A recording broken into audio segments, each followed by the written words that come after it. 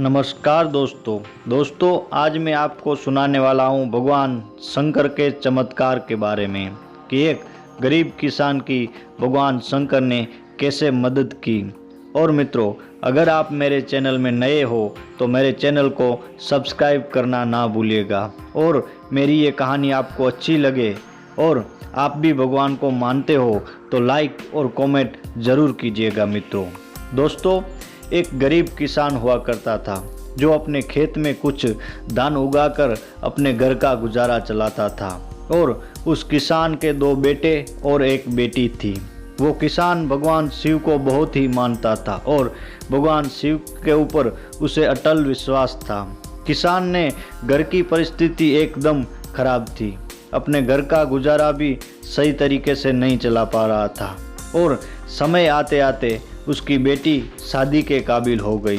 अब किसान बहुत ही चिंता में था क्योंकि जहां लड़की की शादी करनी थी वो लोग बहुत सारा दहेज मांग रहे थे। किसान बहुत मुसीबत में था और वो लड़के भी छोटे थे। घर में कमाने वाला बस एक किसान ही था। किसान बहुत ही चिंता में था और एक दिन वो भगवान शंकर के मंदिर में जाकर प्रार्थना करता है और मंदिर जाके भगवान शंकर के सामने अपनी सारी मुसीबत बताता है और घर पर वापस आ जाता है। दोस्तों, एक दिन वो किसान अपने बैल लेके जब खेत में जाता है तो जब वो बैल को खेत में जोतता है और जब आधे खेत में पहुंचता है तो एक जगह उसका हल अटक जाता है और बैल भी आगे नहीं बढ़ पा रहे हैं। जब किसान ने हल को हटाकर उस जगह पे खुदाई की तो एक माटी का बड़ा सा मटका नजर आया। किसान आश्चर्यचकित हो गया, समझ नहीं आ रहा था कि वो क्या करे। जब उसने उस मटके को ज़मीन से बाहर निकाला तो मटके के ऊपर बंधा लाल कपड़ा हटाया तो मटके के अंदर बहुत सारा सोना और हीरे मोती जवेरात भरे हुए थे। किसान बहुत खुश हो गया और मनोमन भगवान शिव का याद करने लगा कि आखिरी शिव जी ने उनके ऊपर कृपा कर ही दी। और वो भगवान शिव के मंदिर जाता है और शिव जी को बोलता है कि हे प्रभु, आपने मेरी बात सुन ली और मेरी मदद की, वरना मेरे पास मरने के अलावा और कोई भी उपाय नहीं था।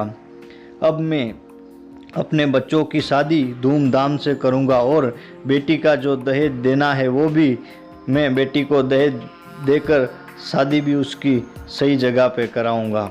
दोस्तों, तो एक भगवान शिव ने चमत्कार के रूप में एक गरीब किसान की ऐसे मदद की कि जे किसान अपने खेत में हल चलाता था वहाँ पे, क्योंकि उस खेत में माया ज़मीन के अंदर थी। और माया ऐसे रहती है दोस्तों कि बहुत टाइम तक अगर ज़मीन के अंदर माया रहती है तो वो माया धीरे धीरे ऊपर आ जाती है और जिसके भी भाग्य में लिखी हुई होती है जिसके नसीब में होती है उसको एक न एक दिन अवश्य मिल ही जाती है।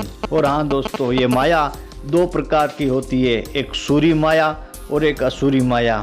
जो सूरी माया इंसान को मिल जाए तो उसका बेड़ा पार कर देती है, उसको घर में खुशियाँ कर देती है। और अगर असुरी माया बंदे के हाथ लग जाए तो उसका पूरा नष्ट कर देती है, पूरा दुखी कर देती है।